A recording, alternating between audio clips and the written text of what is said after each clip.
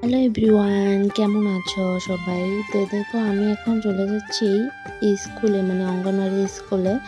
তো সেখানে আমার বাবু চাল ডাল পায়, সেগুলো আনতে কল করেছিল। আর আমি এখন ব্যাগ ট্যাগ নিয়ে চলছি চাল ডাল আনতে। তার মধ্যে দেখো আমাদের রাস্তার অবস্থাটা একবার দেখো।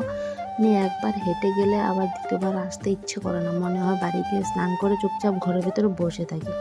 তার মধ্যে দেখো এখানে পুকুরের মধ্যে কত সুন্দর সুন্দর ফুল ফুটে আছে, আমার তো ভীষণই ভালো লাগে। যাওয়ার পথে দেখলাম এগুলো, ভাবলাম যে একটু ভিডিও করে নিই। দেখো ভিউটাও কত সুন্দর, তোমরা একবার দেখো জাস্ট। মানে এত ভালো লেগেছে, আমার তো পদ্মগুলো খুবই ভালো লেগেছে। এই যে দেখো কি সুন্দর করে ফুটে আছে। তোমাদের কার কার এই পদ্মগুলো ভালো লেগেছে একটু কমেন্টে জানিও, মানে কার কার ভালো লাগে। তো দেখো অনেকগুলো ফুটে আছে। এই যে পুকুরটা না, অনেক বড় পুকুর, কিন্তু এটা নতুন করে এটাকে বানিয়েছে, অনেক বড়। তার মধ্যে দেখো আমি এই রাস্তা দিয়ে, কাদা ভরা রাস্তা দিয়ে হেঁটে হেঁটে যাবো আবার আসবো। কারো কি ভালো লাগে বলো বৃষ্টির দিনে কাদা মাদা দিয়ে চলে আসতে? আমার তো একদমই ভালো লাগে না। জানি না কবে এই রাস্তাটা ঠিক হবে, আমার খুবই খারাপ লাগছে এই রাস্তাটা দেখে।